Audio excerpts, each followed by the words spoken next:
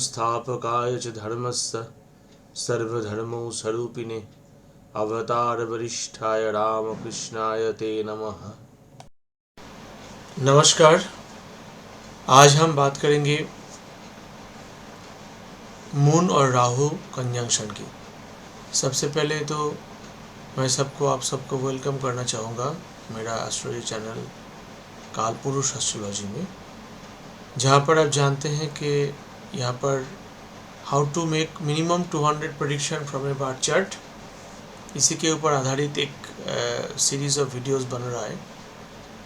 ये 8वां वीडियो है, this is the 8th video and we want to make minimum 200 prediction, and for that reason we are utilizing first series, we are utilizing Nadi and Lal Kitab, and we are taking 2 planet conjunction only, and from 2 planets we are making very good predictions. We are already on a path of making minimum I think 50 to 60 prediction in a bar chart. Now let's move to today's topic, that is moon and Rahu conjunction. आइए सबसे पहले देखते हैं moon Rahu conjunction में according to नाड़ी हमको क्या क्या रिजल्ट्स, क्या क्या इफेक्ट, क्या क्या प्रेडिक्शन हम कर सकते हैं।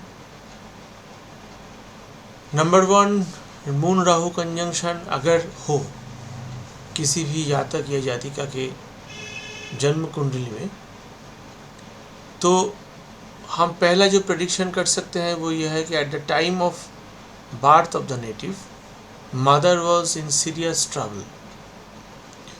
देखिए राहु जो है वो हम जानते हैं अकॉर्डिंग टू नाड़ी एस्ट्रोलॉजी, राहु जो है वो प्रॉब्लम क्रिएट करता है ज़्यादातर प्लैनेट्स के साथ जब वो कंजंक्ट में रहता है। अगर वो सैटर्न के साथ रहेंगे, देखिए सैटर्न राहु का कंजंक्शन हमने बात किया था। सैटर्न राहु में क्या होता है, नेटिव को प्रोफेशन में दिक्कत आती है, बहुत दिक्कत आती है, प्रोफेशन सेटल ही नहीं हो पाता। अगर राहु जुपिटर के साथ है तो नेटिव को शरीर से, मन से, सबसे बहुत परेशानी का झेलना पड़ता है थ्रू आउट द लाइफ। और अगर मून के साथ राहु हो, मून से हम मदर देखते हैं, मून से हम मदर लाइक फिगर्स को देखते हैं, मून से हम मन को देखते हैं, मून से हम धन को भी देखते हैं कभी कभी। तो अगर मून के साथ राहु है तो जब जातक इस पृथ्वी में आया था, इस पृथ्वी में जब वो आया था तब मून और राहु एक साथ था, मतलब उसके मादर जो थे उनका बहुत ट्रबल था at the time of the birth of the native. One thing I must have to surrender before you, that my Hindi is not very good, I know. My English is not also very good, I know. But I want to make a subject. Please cooperate me and please forgive me for my grammatical mistakes. Next, second prediction that we can easily make from moon rahu conjunction, that even death may happen to the mother within a few years of the birth of the native। मतलब परेशानी, problem इतना severe रह सकता है कि जातक के जन्म के कुछ समय, कुछ दिन, कुछ बरस के तक ये प्रॉब्लम रहेगा। क्योंकि हम जानते हैं कि राहु एक ही राशि में 1.5 साल 18 मंथ्स एक ही राशि में वो गोचर में ट्रांजिट में रहते हैं। तो एक राहु अगर 18 मंथ्स अगर किसी भी राशि के ऊपर से ट्रांजिट कर रहा हो और उसी राशि में अगर मून बैठा हो, जब जन्म हुआ था तब मून वहाँ पर ही था, तो एक्चुअली मून और राहु का ये जो कंजंक्शन हो गया, जैसे हम जानते हैं कि देखिए हमारा बर्थ चार्ट जो है, हम तो बहुत जगह ये बात सुनते भी हैं, जानते भी हैं कि ये birth chart is nothing but A snapshot of the time of the birth of the native, the positions of the planets in the universe। अर्थात पूरा यूनिवर्स में जब हम इस दुनिया में आए थे तब हर एक प्लैनेट जहाँ पर था उसी का एक स्टैटिक एक जो चित्रांकन करते हैं वो है बार चार्ट। तो एक राशि में राहु अगर 1.5 साल रहता है तो मून के साथ राहु का अगर कंजंक्शन होता है तो जन्म के 1.5 साल तक नेटिव के माँ के साथ बहुत परेशानी आएंगी। इवन उनकी मृत्यु का भी संभावना बताई जाती है। Number 3 is the native's grandfather had migrated to another place. Rahu is the karaka of migration and moon is also a karaka of migration. But in this prediction we are supposing that Rahu is grandfather because grandfather is seen from Rahu.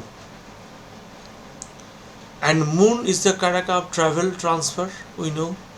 So grandfather had to make change of his place even in his life, but कभी ना कभी जब जातक के जन्म के पहले ये घटना होता है यूजुअली कि जातक के जन्म से पहले ही ये हो गया था। क्या ग्रैंडफादर किसी जगह में किसी कंट्री में वो रहते थे, किसी देश में वो रहते थे और उन्होंने अपना जो है वो घर बदल लिया, बहुत दूर कहीं दूसरी जगह में जाके नया से घर शुरू किया। तो ये भी एक प्रेडिक्शन हम कर सकते हैं मून राहु कंजंक्शन में। Native will suffer from fright delusion. देखिए राहु जो है वो भय का कारक है और डिल्यूशन का कारक है। हम जानते हैं जब आपके जन्म कुंडली में जहाँ पर भी जुपिटर गुरु बैठा हो, जब उस राशि से राहु ट्रांजिट करता है तो बहुत भय मन में ऐसे ही पैदा हो जाता है इंसान का। डिल्यूशन में वो रहता है, वो क्या काम करे, क्या सही होगा, क्या गलत होगा। और अगर मून तो मन का कारक है, तो मन के साथ अगर राहु का कंजंक्शन फ्रॉम द बर्थ है तो ये कंजंक्शन को बहुत अच्छा नहीं माना जाता, जैसे आप देख रहे हैं।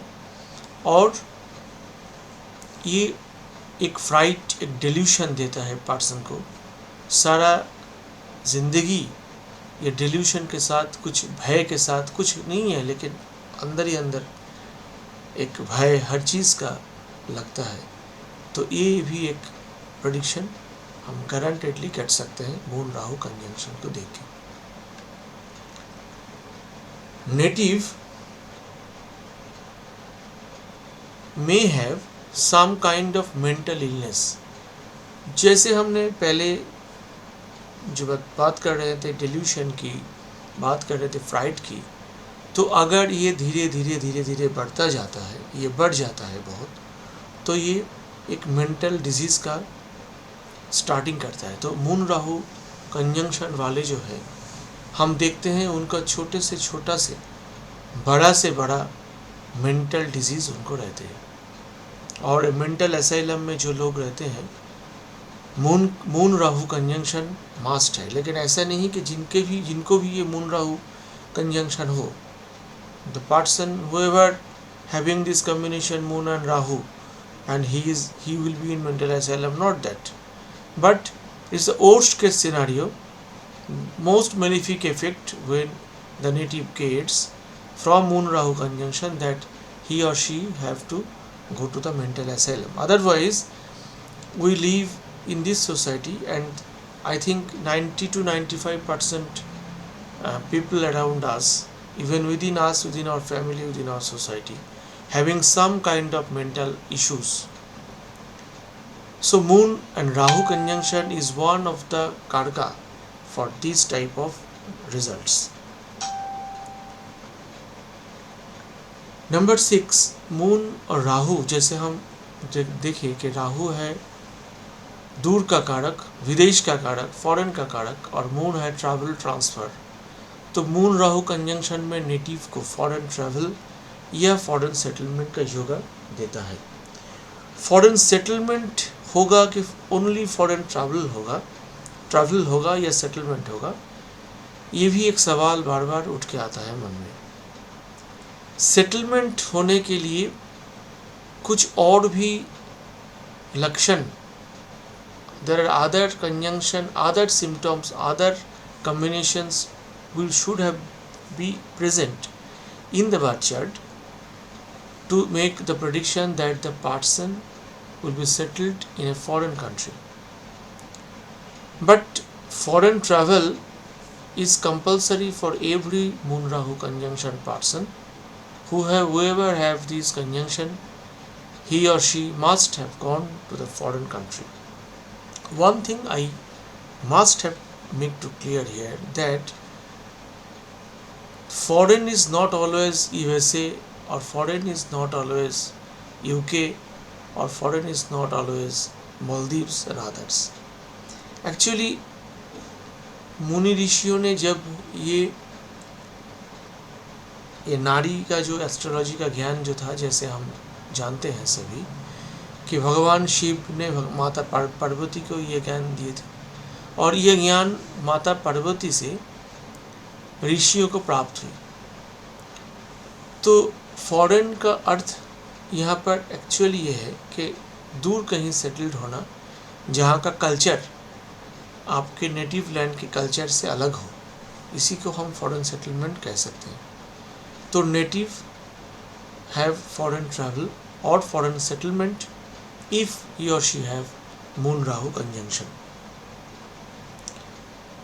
Person is daydreamer and have plans of distant travel. Always ये क्या है ना, ड्रीमर होते हैं ये लोग, है घर में बैठ के इनका ड्रीम है कि हम कभी 1 महीने के लिए ट्रैवल में जाएंगे, कभी 2 महीने के लिए जाएंगे, कभी इस साल जाएंगे। तो always they makes their own dream and they live in their dreams, and they have plans of distant travel, long travel. This is their criteria, this is their symptom when we get this type of combination.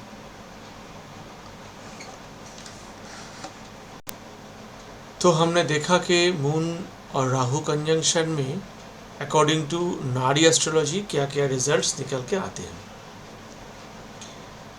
देखिए, जैसे मैं हर एक video में मैं कहता रहा हूँ, आज भी मैं एक बार कहूँगा कि सिर्फ 2 ही प्लैनेट बर्थ चार्ट में नहीं होते, और भी 7 प्लैनेट होंगे। उन सब के साथ भी मून राहु का कोई ना कोई रिलेशन, कंजंक्शन, एस्पेक्ट्स कुछ ना कुछ बन रहा होगा, और रिजल्ट्स उनके ऊपर भी बहुत बहुत बहुत डिपेंडेंट रहेगा।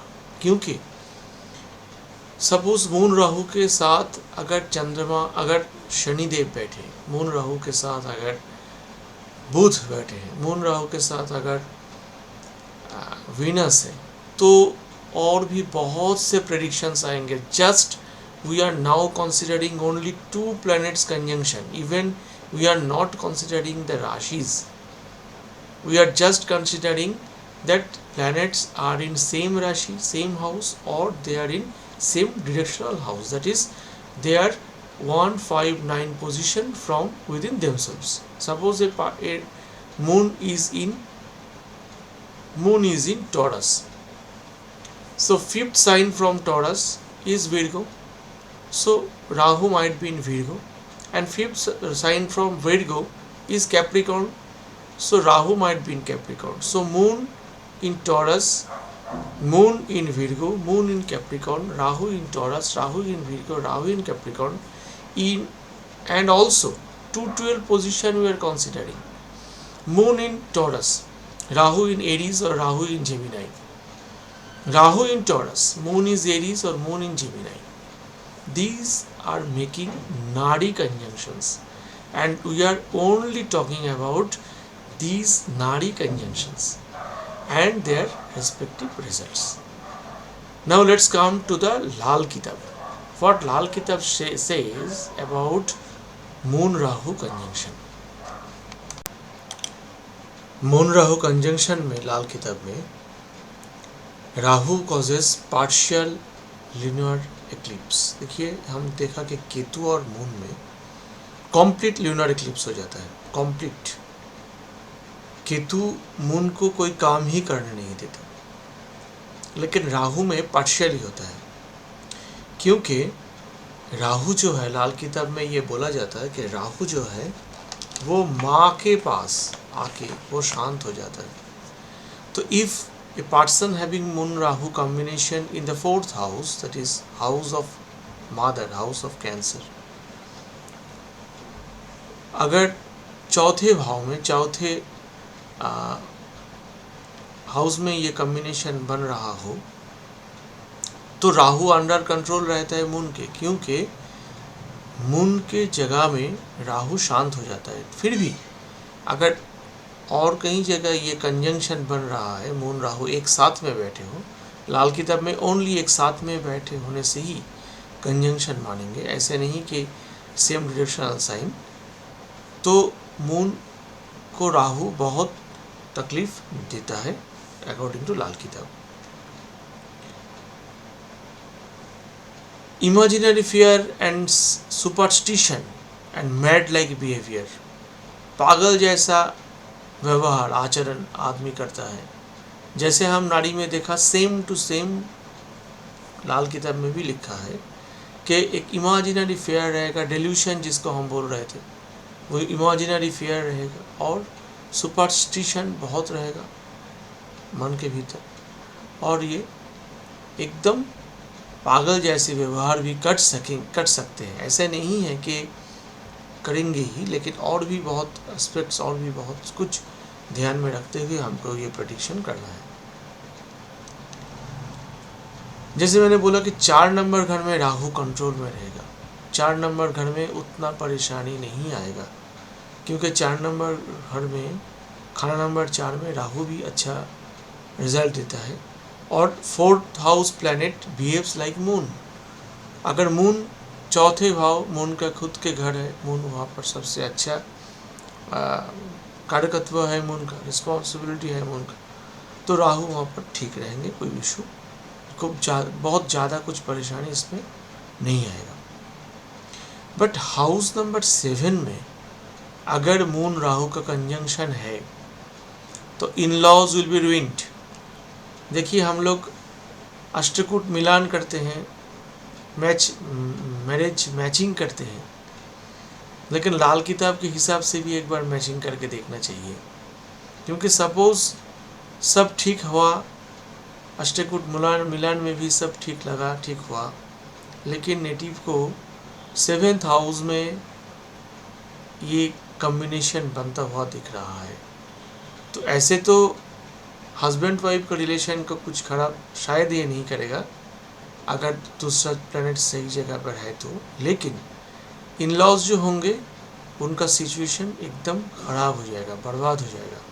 वैसे जस्ट अपोजिट अगर विनस राहु हम देखेंगे, 3rd हाउस में अगर विनस राहु है तो वो जाति का या जातक विवाह के बाद उनका इन लॉज के घर आबाद हो जाएंगे।